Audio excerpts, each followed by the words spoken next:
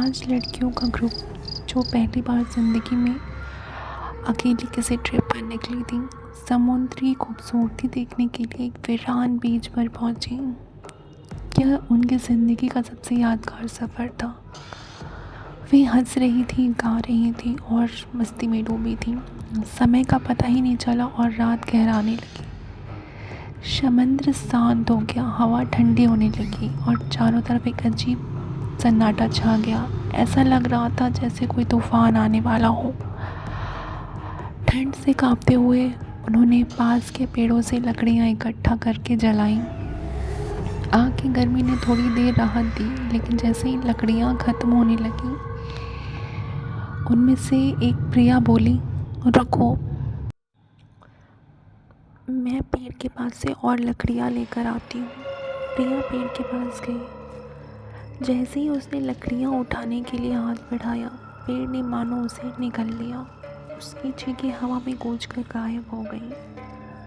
बाकी लड़कियां घबरा गईं। उन्होंने प्रिया को आवाज़ दी पर कोई जवाब नहीं आया। टॉर्च लेकर वे पेड़ के पास पहुंची, पर वहाँ ना तो प्रिया थी, ना कोई उसकी निशानी। पेड़ के चारों ओर गीली मिट्टी पर सिर्फ उनके खुद के पैरों के निशान थे। तभी हवा में एक अजीब सी आवाज़ सुनाई दी।